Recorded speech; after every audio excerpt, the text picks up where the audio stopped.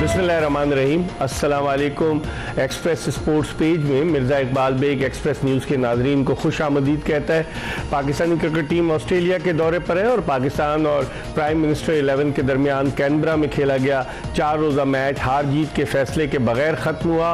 और अगर देखा जाए तो इस मैच में सिर्फ 13 विकेटें गिरी। आज चौथे दिन का जो खेल था वो मुकम्मल तौर से बारिश की नज़र हो गया। पाकिस्तानी बॉलिंग का इम्तिहान था ये 4 रोज़ा मैच और पाकिस्तानी बॉलर इतनी इंप्रेसिव बॉलिंग करने में नाकाम रहे। अब देखते हैं कि 14 दिसंबर से पर्थ में शुरू होने वाले पहले क्रिकेट टेस्ट मैच में पाकिस्तानी बॉलर्स किस तरह की कारकर्दगी पेश करते हैं। हम इस मौजू पर बात करेंगे और हमारे साथ क्वालिफाइड क्रिकेट कोच जो कि इस वक्त अमेरिका में मौजूद है, ह्यूस्टन में है, स्मार्ट क्रिकेट एकेडमी को भी कोचिंग करते हैं, उसके अलावा यूएस क्रिकेट से भी वाबस्ता हैं, पाकिस्तान के साबिक टेस्ट फास्ट बॉलर जलालुद्दीन, जिन्हें वनडे इंटरनेशनल क्रिकेट की तारीख की पहली हैट्रिक 1982 में बनाने का एजाज हासिल हुआ। जलालुद्दीन पाकिस्तान की वीमेन सिलेक्शन कमेटी के चेयरमैन भी रह चुके हैं और उनका वसी तजुर्बा है क्रिकेट कोचिंग का। ऑस्ट्रेलिया से, इंग्लैंड से, हर जगह से उन्होंने लेवल 4 का जो टॉप का कोर्स है वो किया हुआ। इनसे बात करेंगे, लेकिन इससे पहले कि जलालुद्दीन से गुफ्तगू के सिलसिले का आगाज करें, पहले आपको क्रिकेट के हवाले से एक पैकेज दिखाते हैं। जी, पैकेज आपने मुलाहिजा किया और वक्त ज़ाया किए बगैर गुफ्तगू के सिलसिले का आगाज करते हैं जलालुद्दीन से। अस्सलाम वालेकुम जलाल भाई। वालेकुम अस्सलाम। बेग साहब कैसे हैं? ठीक ठाक। आपका बहुत बहुत शुक्रिया कि रात गए, आपने अपने यहाँ हमें इतना वक्त दिया और हमें इंतज़ार भी आपको कराना पड़ा, लेकिन आपकी इनपुट बहुत ज़रूरी है। आपकी एक वीडियो भी आई थी, मैंने उसको ट्वीट भी कर दिया था, जिसमें आपने पाकिस्तान क्रिकेट टीम के हवाले से, पाकिस्तान क्रिकेट के हवाले से अपने ख्यालात का इजहार किया था। जलाल भाई, इस टूर को आप कैसे देखते हैं? As a former Test cricketer, as a qualified cricket coach, bowler आप रहे, आप समझते हैं हमारी बॉलिंग ऐसी है ऑस्ट्रेलिया में कि जो 2 मरतबा ऑस्ट्रेलिया को आउट कर सके? टूर तो हमेशा से ऑस्ट्रेलिया का बड़ा टफ होता है और इस वक्त टीम है जिसमें इतना एक्सपीरियंस भी नहीं है और बहुत ज्यादा टेस्ट प्ले जो प्लेयर यानी कि क्रिकेट का खेलने का इतना एक्सपीरियंस नहीं है, तो इतना आसान नहीं होगा। जो कि ऑस्ट्रेलिया की टीम हमेशा हर फॉर्मेट में अपने आप को मनवाती है और मनवा चुकी है, अभी वर्ल्ड कप भी जीता है। तो कोई चीज अगर एक्स्ट्रा ऑर्डिनरी करने में कामयाब होते हैं जिसका चांस कम है, तब तो कुछ वहां पे इम्पैक्ट छोड़ सकती है पाकिस्तान क्रिकेट टीम, वरना अदरवाइज ये टूर कोई वजाहत चीजों को देखते हुए अगर हम कंपैरिजन में जाएं बैटिंग बॉलिंग और ऑस्ट्रेलिया की देखें तो कोई मैच लग नहीं रहा है। खाली बातों से तो क्रिकेट नहीं हो सकती, आपको ग्राउंड में डिलीवर करना है और उसके लिए जो हमारे पास रिसोर्सेज हैं वो रिसोर्सेज बजाय हमें नहीं लग रहा है कि वो वहाँ डिलीवर करेंगे। आपने रिसोर्सेज की बात की जलालुद्दीन साहब, हारिस रऊफ पे प्रेशर डाल रहे थे कि जवाहर रियाज जो चीफ सिलेक्टर बन गए उन्होंने प्रेस कॉन्फ्रेंस की कि आप जाएं और आपसे कम ओवर्स कराएंगे दिन में, और उन्होंने कहा कि नहीं, मैं रेड बॉल क्रिकेट के लिए इस वक्त अपने आप को बेहतर नहीं समझता। आप समझते हैं कि इस तरह से खिलाड़ियों पर दबाव डालना है, जबकि सबको पता है कि हारिस रऊफ वो तो 50 ओवर्स की क्रिकेट में जो 10 ओवर्स करने थे उसमें उसके लिए प्रॉब्लम हो रही थी, तो वो ये टेस्ट क्रिकेट जिसमें दिन में 15-15, 16-16 ओवर्स करने उसके लिए सूटेबल था जो उस पर दबाव डाल रहे थे। ये जैसे आपने देखा कि मैंने ट्वीट में यही बात की है ना कि हारिस रऊफ तो कभी भी टेस्ट क्रिकेट के प्लेयर रहे नहीं है। वो तो 4 ओवर के अच्छे बॉलर हैं, 20 के हद तक जाहिर है उन्होंने बहुत इंप्रूव किया, मगर उससे ज्यादा बड़ी क्रिकेट वो खेल नहीं सकते। अगर कोई उनको फोर्स कर रहा है तो ये तो मैं इस बात से हैरान हूं कि वो ये समझ नहीं सक रहा है कि ये हारिस रऊफ जो है वो टेस्ट क्रिकेट के बॉलर ही नहीं है। और ये विजडम उनकी है, चाहे वो सिलेक्टर हो या वो हेड कोच हो, तो फिर आप अंदाजा लगा लेंगे पाकिस्तान क्रिकेट का क्या हाल होगा। हारिस रऊफ तो कहीं से भी टेस्ट मैच के लिए, वो भी एक जो टेस्ट खेले थे दोस्ती यारी में, आधा टेस्ट खेला उन्होंने, उसके बाद वो बाहर जाके बैठ गए थे और फर्स्ट क्लास में भी वो कोई इंटरेस्ट नहीं लेते। हमें कुछ कोचेस से पता चला है कि वो अवॉइड करते हैं अपनी फर्स्ट क्लास क्रिकेट खेलने को भी ना, तो कहते हैं मैं इतनी मेहनत यहाँ क्यों करूँ, मैं 4 ओवर ही करूंगा और मैं 4 ओवर का बॉलर। तो इसलिए अगर उन्हें फोर्स किया जा रहा था तो बिल्कुल गलत था वो। अच्छा, फिर बहरहाल पाकिस्तान क्रिकेट बोर्ड को बैकफुट पर जाना पड़ा। पहले कहा जा रहा था कि जी उनको हम एनओसी नहीं देंगे बिग बैश लीग के लिए, लेकिन फिर उनको एनओसी दे दिया गया और फिर अपनी फेस सेविंग के लिए पाकिस्तान क्रिकेट बोर्ड ने कहा कि जी हमने उनको शो कॉज नोटिस दिया है। लेकिन जलालुद्दीन साहब, आप इतने अरसे तक पाकिस्तान क्रिकेट से वाबस्ता रहे, कस्टम्स की टीम आप चलाते रहे, कस्टम से खेले, फिर उसके अलावा जो एडीबीपी की थी, आईडीबीपी की, आईडीबीपी की टीम से आप खेले और आपका बड़ा वसी तजुर्बा। आप समझते नहीं कि पाकिस्तान क्रिकेट में जिस तरीके से मामलात चल रहे हैं, ऐसे लोगों को जो अभी रिटायर हुए उनको आपने चीफ सेलेक्टर बना दिया। मोहम्मद हफीज जिनको कोचिंग का कोई एक्सपीरियंस नहीं है उनको आपने डायरेक्टर बना दिया। फिर आप सुहेल तनवीर को चीफ सेलेक्टर ले आए जूनियर का। फिर उसके अलावा बहुत सारी चीजें की हैं पाकिस्तान क्रिकेट में। आप समझते हैं दुरुस्त समत में जा रहे हैं ये सारे फैसले? नहीं, आपने तो खुद भी देखा कि कुछ फैसले तो जो खुद किए उसी से फिर वो बैकआउट भी करा, और जो फैसले हो रहा है वो ऐसा लग रहा है बहुत जल्दी में हो रहा है। ग्रुप ने कंट्रोल किया हुआ है हर चीज को। देखिए क्रिकेट में चीजें, जहां आपने अभी बात करी कि कोचिंग की बात की, तो कोचिंग मैंने पहले भी 100 दफा ये बात की है कि कोचिंग एक अलग स्किल है और क्रिकेट खेलने का अलग स्किल है। हमारे यहाँ ये कॉन्सेप्ट आज तक खत्म ही नहीं होकर दे रहा। ये 90s के जो प्लेयर थे उन्होंने डेवलप किया था कि जिन्होंने क्रिकेट ज्यादा खेले उन्हें कोचिंग आती है, जाके बिल्कुल उल्टी बात है। कब ये समझ में आएगी पाकिस्तान क्रिकेट बोर्ड को कि भाई कोचिंग एक अलग काम है, उसके लिए ट्रेनिंग सीखना पड़ता है। तो आप जब तक सही फैसले नहीं करेंगे, सही जगह पर सही लोग नहीं लाएंगे, खाली इस बेस पे लाएंगे कि इन्होंने 50 टेस्ट खेले, 100 टेस्ट खेले, तो वो डिसीजन हमेशा गलत होते रहेंगे। और जिसने कोई एडमिनिस्ट्रेशन का तजर्बा ही नहीं है, कोचिंग हेड कोच एक एडमिनिस्ट्रेटिव जॉब भी है। अगर कलेक्टर की बात करें तो वो एक एडमिनिस्ट्रेटिव जॉब भी है। तो उसका हमारे प्लेयरों के पास एक्सपीरियंस ही नहीं, उन्होंने किसी ग्रास रूट पे कहीं काम ही नहीं किया हुआ। कभी उन्होंने कहीं किसी लेवल पे अपने आप को एज ए स्पोर्ट्स एडमिनिस्ट्रेटर कहीं हेड ही नहीं किया हुआ। तो वो लोग अगर पाकिस्तान टीम को आगे क्रिकेट चलाएंगे तो फिर यही होगा। आपने देखा कि चेयरमैन के अपने भी फैसले बहुत से जो उन्हें बैकआउट करना पड़ता है। तो वो वजह ये है कि उसके पीछे जब आप एक फैसला करते हैं तो उसके पीछे कोई बेसिस ग्राउंड होने चाहिए, और उसको आपको उस बेसिस पे आप अगर कहीं आपको मुश्किल भी आए तो आप उसको स्टैंड करते हैं। जब अगर ग्राउंड में आपने कोई फैसले ले लिए तो फिर आपको बैकआउट करना पड़ता है। तो ये एक बहुत पुअर मैनेजमेंट की निशानी है।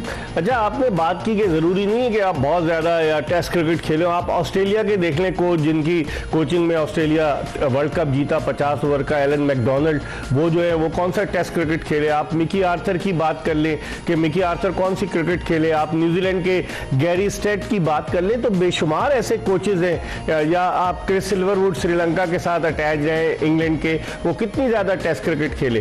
तो ये सारी चीजें तो हमारे जहन में होंगी ना, जो पॉलिसी मेकर्स हैं उनके दिमाग में नहीं होगा कि जरूरी तो नहीं है कि एक बहुत टॉप का क्रिकेटर एक अच्छा कोच साबित हो सके। ये तजर्बे कई दफा फेल हो चुके। हमने मिसबाह हक के दौर में भी देखा, जब उन्हें लगाया गया था, हर काम उन्हें दे दिया गया था।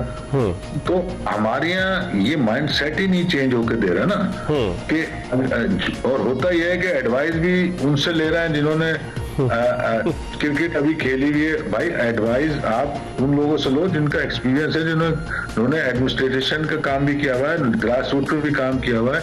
वो जब क्रिकेट को देखते हैं तो उनका देखने का अंदाज कुछ और होता है। तो आज क्रिकेट मिल के आया वो ठीक है, एज ए प्लेयर तो शायद थोड़ा बहुत उसको करंट सिनेरियो का पता हो, मगर जो जब वो दूसरी तरफ आके बैठ गया टेबल के, यानी कि अगर कोच बन गया या सिलेक्टर बन गया, तो उसका कोई एक्सपीरियंस ही नहीं है ना। तो जो आप बात कह रहे हैं वही बात मैं भी कह रहा हूँ कि आपको अब ये माइंडसेट चेंज करने की जरूरत है पाकिस्तान क्रिकेट बोर्ड में।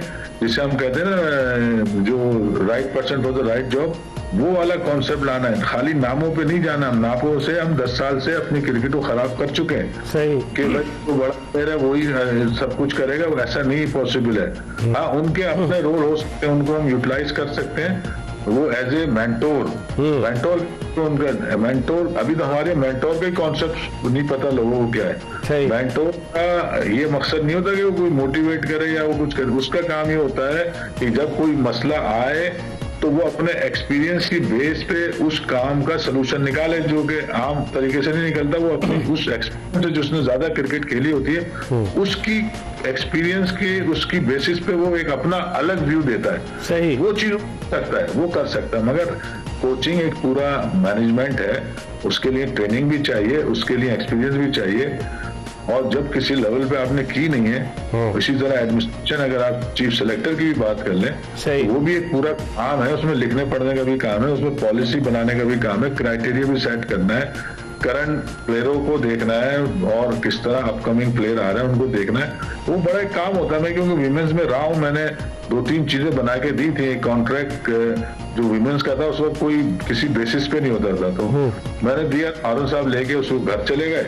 फिर मैंने सिलेक्शन क्राइटेरिया बनाया ऑर्बिट बेस पे, तो 4-5 प्लेयर मेन होती थी, उन्हीं के गिर्द घूमता था सारा कुछ, तो वो चीजें करी। तो इसलिए मैं ये बताना चाह रहा हूँ कि ये एक पूरा काम है। हाँ। चाहे वो सिलेक्शन, खाली ये नहीं है कि आपका घर से उठ के आए और सिलेक्शन करने लगे, आपको बहुत सी चीजें अपने एक्सपीरियंस से समझ में आती हैं। सही।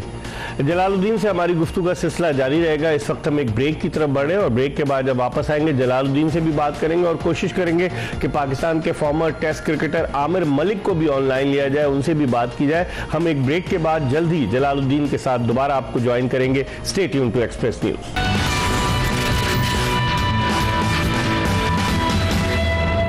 Welcome back after the break. आप देख रहे हैं एक्सप्रेस स्पोर्ट्स पेज और हम बात कर रहे हैं पाकिस्तान के former Test fast bowler, women team के फॉर्मर चीफ सेलेक्टर जलालुद्दीन से, जो इस वक्त अमेरिका में मौजूद हैं और वीडियो लिंक के जरिए हम जलालुद्दीन से बात कर रहे हैं। और ब्रेक पर जाने से कबल हमने जलालुद्दीन से पूछा कोचेस के तकर्रुर के हवाले से। जलालुद्दीन साहब, ये भी बताइए कि पहले इन्होंने अनाउंस कर दिया कि मोहम्मद हफीज हेड कोच होंगे, फिर बाद में उसको रिवर्ट किया और कहा कि वो सिर्फ टीम डायरेक्टर होंगे, और आप क्या समझते हैं 17 रुकनी जो है वो सपोर्ट स्टाफ गया है 18 रुकनी टीम के साथ, तो एक ड्रेसिंग रूम में 35 लोग होंगे, इससे कोई फर्क पड़ेगा या नहीं पड़ेगा? भाई बहुत फर्क पड़ता है जब इतने लोग बैठे हों, जो असल मकसद है उससे हट जाते हैं। मगर अब आजकल ये थोड़ा सा ट्रेंड पूरी दुनिया में ही है, खैर खाली पाकिस्तान टीम में नहीं है। मैं कुछ ज्यादा ही दफा ऑफिशियल चले गए। अब ये एक नया मॉडर्न डेज क्रिकेट का पार्ट बन गया, तो इसलिए इसको सब अब अडॉप्ट ही कर लेते हैं। मगर हाँ, जो इररेलेवेंट लोग, इररेलेवेंट तो नहीं कहूंगा, जो लोग ज्यादा बैठे होते हैं, जो क्रिकेट खेल नहीं रहे होते, तो वो कहीं ना कहीं डिस्टर्बेंस तो पैदा करते हैं। हमारे यहाँ ज्यादा क्योंकि प्रोफेशनली नहीं है, लोग अपने काम से काम नहीं रखते, तो उससे कहीं ना कहीं खराबी पैदा होती है ड्रेसिंग रूम में। अगर तो हमारे लोग फुली प्रोफेशनल हो जाए तो फिर शायद ये चीज ना हो, जैसे कि दूसरी टीमों में होता है। तो ये चीजें हम यानी कि हम नकल तो कर लेते हैं, मगर हम तरह उनकी जो इम्प्लीमेंटेशन है या जो उनका रोल है वो हम डिफाइन नहीं कर पाते। तो हम अब तक वही कर रहे हैं जो दूसरे मुल्क कर रहा होता है, वो हम करने लगते हैं। हमारी अपनी कोई सोच नहीं है हमारी, और नहीं, अगर उन्हें 18 रखे हुए या 17 रखे हैं तो हम भी रख लेते हैं। सही। और दूसरे एक डायरेक्टर है, फिर एक कोच है, फिर एक असिस्टेंट कोच है, फिर एक फील्डिंग कोच है, तो फिर उस जब हेड कोच भी है, सब कुछ मौजूद है, तो फिर डायरेक्टर का वहाँ क्या काम है? हाँ, मैनेजर भी है, मैनेजर के असिस्टेंट भी है। मंसूर राना असिस्टेंट बन गए, शाहिद असलम जो है वो भी असिस्टेंट बन के हर दौर में कहीं ना कहीं फिट हो जाते हैं, वो इतने काबिल हैं। आप क्या समझते हैं? मुख्तसर जवाब दीजिए, फिर मैं आमिर मलिक से भी बात करता हूँ। जी जलाल भाई। भाई वो कहते हैं ना, इंडिस्पोजेबल तो कोई भी नहीं होता, काबिल वो होंगे भी, तो मगर और लोगों को अपॉर्चुनिटी मिलेगी तो उनकी काबिलियत का पता चलेगा ना। तो मैं ये कहूंगा कि लोगों को ले जाना है, बहुत सारे से कोई काम नहीं चलता है, वो अपना रोल प्ले करें तो काम चलता है। तो हमारे यहाँ तो ये इशू है ही नहीं ना, हमारे तो दूसरा है, वो एक दूसरे को सपोर्ट कर रहा होता है बस, ताकि हम टीम के साथ टूर करते रहे। सही। जलालुद्दीन तो हमारे साथ मौजूद है अमेरिका से और वो वीडियो लिंक पर, लेकिन इस वक्त टेलीफोन लाइन पर हमें ज्वाइन किया है पाकिस्तान के former Test cricketer Aamir Malik ने, जो आमिर मलिक ऑस्ट्रेलिया भी गए थे। आमिर मलिक ने, इनको ये एजाज़ हासिल है कि इन्होंने टेस्ट क्रिकेट में बॉलिंग भी की, बैटिंग भी की और विकेट कीपिंग भी की। और जब इंग्लैंड की टीम 87 में पाकिस्तान के दौरे पर रुक गई थी वर्ल्ड कप के बाद, तो आमिर मलिक ने अपना डेब्यू किया था और डेब्यू में बड़ी अच्छी बैटिंग का मुजाहरा किया था। इनसे बात करते हैं। अस्सलाम वालेकुम आमिर मलिक साहब। जी वालेकुम अस्सलाम। इकबाल भाई कैसे हैं आप? ठीक ठाक? मैं बिल्कुल ठीक हूँ। जलालुद्दीन साहब मेरे साथ मौजूद है वीडियो लिंक पर, अमेरिका से, हालांकि रात हो रही है वहां, लेकिन वो हमारे साथ मौजूद है, उनसे भी हम बात कर रहे थे। आपसे पहले मैं पूछना चाहूंगा किस तरह से चल रहा है ये क्रिकेट बोर्ड? मैं अभी जलालुद्दीन से यही पूछ रहा था कि 18 खिलाड़ी हैं, 17 रुकनी जो है वो सपोर्ट स्टाफ है, 35 आदमी अगर होंगे तो उससे कारकर्दगी पर क्या फर्क पड़ेगा? आप एज अ टेस्ट क्रिकेटर कैसे देखते हैं इन तमाम मामलात? ये बिल्कुल जलाल भाई ने सही बात की है। सबसे पहली बात है कि हंसी की बात है यार, जहां आप ध्यान देना चाहिए आपको वहां आपका ध्यान नहीं है। स्पोर्टिंग स्टाफ की तरफ आप 50-50 बंदे भिजवा रहे हैं हॉलीडेज पे, पेइंग हॉलीडेज पे, तो ये तो ज्यादती है ना। जहां पे आप हार रहे हैं क्रिकेटर, जो आपको टीम चाहिए, जो आपको क्रिकेट में कुछ करना चाहिए, वहां पे आपका ध्यान नहीं है। हर सीरीज आप हार जाते हैं। जब देखें आप पिछली 5 सीरीज आप देख रहे हैं इकबाल भाई, किस किस्म की परफॉर्मेंस जा रही है, लेकिन आपका ध्यान किधर है? आपका स्पोर्टिंग स्टाफ पे आपका ध्यान है। आप 20-25 इससे टीम की परफॉर्मेंस कभी कुछ नहीं अच्छी नहीं होगी अगर आपका ये, क्योंकि जलाल भाई ने कभी मैं बात सुन रहा था कि जो बाकी मुल्कों के लोग करते हैं वो भी आपने शुरू कर दिया करना, और उनके साथ बस फंड वगैरह होते थे, उनके साथ क्या उसको करते हैं, उनकी वो 2020 वाला सीन होता था, फ्रेंचाइज होते थे, तो वो ज्यादा लोग कर लेते थे।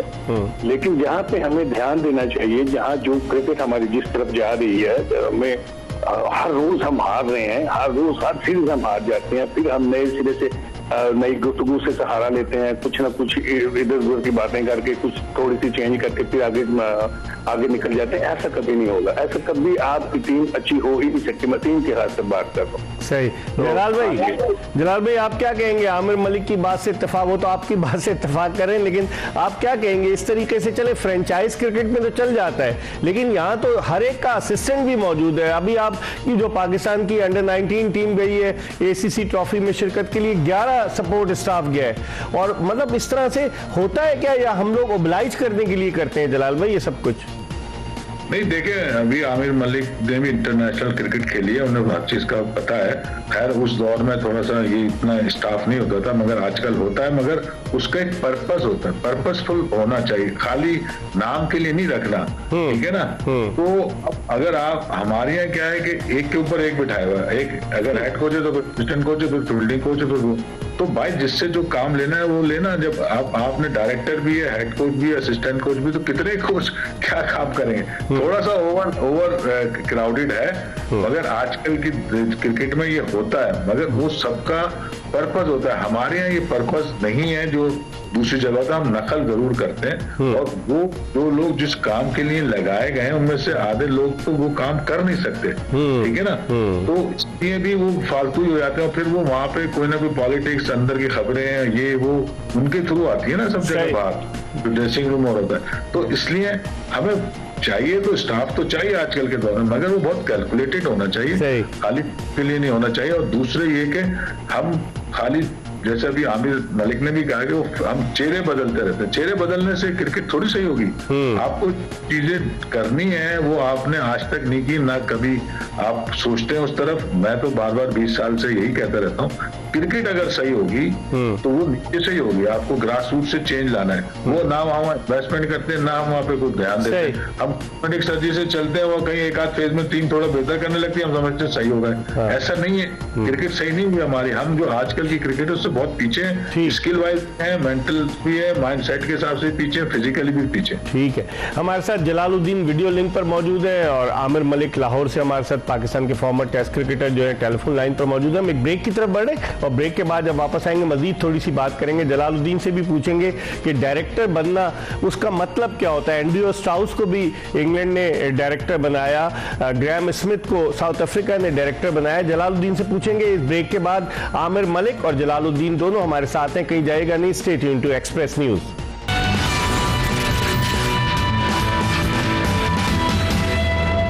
एक्सप्रेस स्पोर्ट्स पेज में ब्रेक के बाद एक मरतबा फिर पाकिस्तान के फॉर्मर टेस्ट फास्ट बॉलर जो जलालुद्दीन और पाकिस्तान के former Test batsman Aamir Malik के साथ आपको खुशामदीद कहते हैं। ब्रेक पर जाने से कबल हमने जो सवाल किया था, आमिर मलिक ने उसका जवाब दिया कि डायरेक्टर या दीगर चीज़ों के बारे में। जलाल भाई, आपका बड़ा तजुर्बा है कोचिंग का, आप बताइए डायरेक्टर का काम क्या होता है। जलाल भाई, डायरेक्टर तो देखें, जो एक हेड होता है पूरी क्रिकेट की मैनेजमेंट का, नॉट दैट ये नई पोस्ट निकली है। अब मुझे नहीं पता इनकी जॉब डिस्क्रिप्शन में क्या लिखा है, अगर इनका लेटर देखा जाए तो पता चलेगा कि इनकी जॉब डिस्क्रिप्शन है, क्योंकि हेड कोच तक तो बात समझ में आती है टीम के साथ ट्रैवल करने की।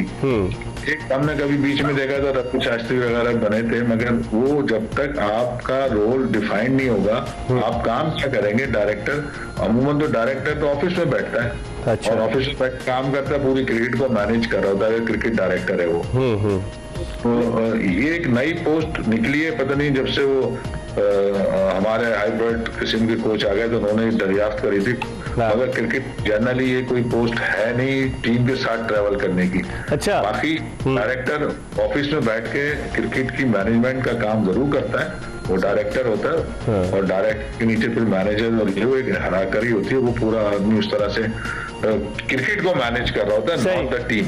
अच्छा, मजे की बात यह है कि डायरेक्टर का तकर्रुर कर दिया, इश्तिहार बाद में आया अखबार में, हम लोग जो है ना मतलब अभी इश्तिहार दे दिया है कि अब उनको पक्का डायरेक्टर बनाएंगे। आमिर मलिक, ये बताइए कि आप ऑस्ट्रेलिया भी जा चुके हैं, आप इस सीरीज को, पाकिस्तान, लोग कहते हैं कि पाकिस्तान की बॉलिंग बहुत हल्की है, मैं जलालुद्दीन से भी पूछूंगा, आप अपने तजुर्बे की रोशनी में इस सीरीज में अगर मवाजना करें हम ऑस्ट्रेलिया का पाकिस्तान का, जो अब से 4 साल पहले पाकिस्तान ने ऑस्ट्रेलिया का दौरा किया था, पहला टेस्ट मैच 1 इनिंग्स और 5 रन से और दूसरा टेस्ट मैच 1 इनिंग्स और 48 रन से हारे थे हम, और दोनों टेस्ट मैचेस में ऑस्ट्रेलिया को 20 मरतबा नहीं आउट कर सके थे। तो आप कैसे देखते हैं इस टूर में पाकिस्तान और ऑस्ट्रेलिया का अगर हम कंपैरिजन करें तो?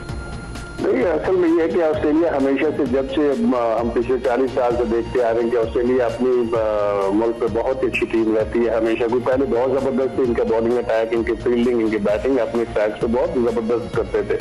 अभी भी अगर इस वक्त हम कंपेरिजन करें पाकिस्तानी बॉलिंग और ऑस्ट्रेलिया की, तो ऑस्ट्रेलिया फिर वहीं पे अपने घर में बहुत अच्छा, बड़ी डिसिप्लिन बॉलिंग करते हैं, उनकी फील्डिंग को फुल सपोर्ट करती है और इसलिए वो वहां पे मैच जीतते हैं। अदरवाइज को उनकी वैसी बॉलिंग नहीं है जैसे कि हम अगर आज से 2019 जब मैगरा वगैरह खेला करते। नहीं, मैं 1990 से लेकर के अगर मैं 2010-15 तक की बात करूं तो उस वक्त भी बड़ी जबरदस्त बॉलिंग थी। उससे पहले तो आपको पता है 70s में बहुत ही क्लास की बॉलर्स हुआ करते थे उनके पास, लेकिन इस पाकिस्तान की भी बॉलिंग अच्छी थी जबकि वसीम बकार उस वक्त थे, लेकिन इस वक्त की बॉलिंग जो है पाकिस्तान की एक आम मीडियोक्रेसी बॉलिंग है, जिसको आप आउटस्टैंडिंग कोई नहीं कह सकते हो। सही। अब देखना ये है कि ऑस्ट्रेलियन विकेट्स पे पहले भी खेलते हैं, ये तो सारी वो एक बहाने ही होते हैं, वहां पे जाकर 5 साल इतने मैचेस खेलते हैं। देखना ये कि आप कितने डिसिप्लिन रहते हो, आप किस तरह according to the plan, according to the situation, according to the strategy आप बॉल करते हो, या आप वैसे ही अपना पूरा करने के लिए जाते।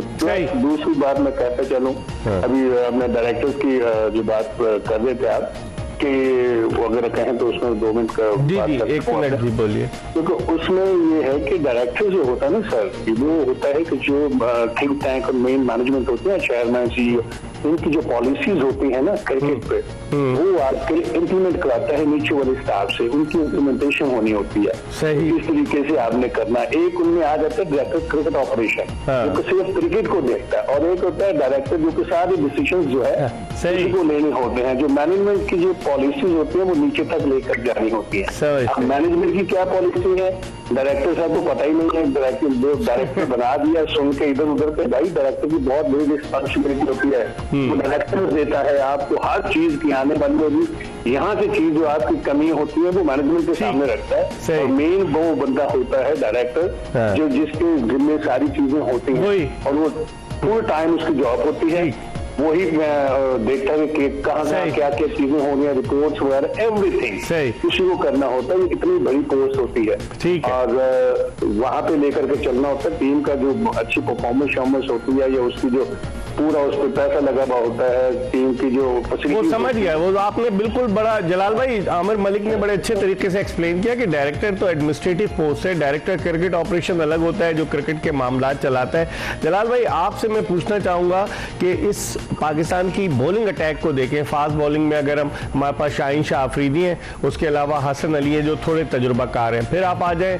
फहीम अशरफ, मोहम्मद वसीम जूनियर, मैं फास्ट बॉलर्स की बात कर रहा हूँ, मीर हमजा और खुर्रम शहजाद का ये पहला दौरा है। शायद आपने 4 रोजा मैच में पाकिस्तान की बॉलिंग देखी हो। हमने 8 बॉलर्स आजमाए, हमने तो पार्ट टाइमर से भी बॉलिंग करा ली, इमामुल हक से भी बॉलिंग कराई, बाबर आजम से भी बॉलिंग कराई, हमने जो है वो एक और जो हमारे बॉलर थे सऊद शकील, उनसे बॉलिंग कराई जो बैट्समैन है, और फिर अबरार अहमद के बारे में अभी फिटनेस पे क्वेश्चन मार्क है। आप पाकिस्तान की फास्ट बॉलिंग अटैक को जलाल भाई कैसे देखते हैं?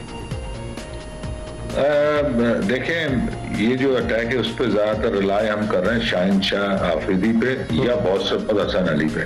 अब ये दोनों बॉलर ऐसे हैं कि जो अभी तक बहुत लंबी बॉलिंग खासतौर से शाहिन शाह आफरीदी नहीं कर रहे हैं। अगर सपोज पहले स्पेल में शुरू में 1-2 आउट भी कर लेते हैं तो इन्हें लंबी बॉल अगर नहीं कर सकेंगे तो उसकी इफेक्टिवनेस खत्म हो जाएगी। सही। और कंसिस्टेंसी चाहिए बॉलिंग में, अडॉप्टेशन चाहिए, वो ये सारे जो बॉलर हैं वो उस लेवल पे अभी बॉलिंग कर नहीं रहे हैं। तो इसलिए अगर हम किसी वजह एक अच्छा स्पेल भी करते हैं तो उसको कंटिन्यू करने के लिए हमारे पास ना तो वो खुद बॉलर लंबा स्पेल कर सकता है ना उसके साथ सपोर्ट में हमारे पास बॉलर है। तो और हमारी बॉलिंग है तो वीक अमूमन से पहले जब भी ऑस्ट्रेलिया जाते तो हम बॉलिंग को स्ट्रॉन्ग करके जाते थे, इस दफा उल्टा है। अच्छा, अब बैटिंग सपोर्ट देनी है हमारी बॉलिंग को। अगर वो 400 प्लस रन करा करेंगे तब तो किसी हद तक सर्वाइव करेगी, वरना ये बॉलिंग नहीं कर सकती। ठीक है रनों में जी। जलालुद्दीन साहब आप हमारे साथ रहिएगा। आमिर मलिक साहब आपका बहुत बहुत शुक्रिया। हम एक ब्रेक की तरफ बढ़ रहे हैं, प्रोग्राम का आखिरी ब्रेक है और ब्रेक के बाद जब वापस आएंगे मजीद बात करेंगे। Stay tuned to Express news.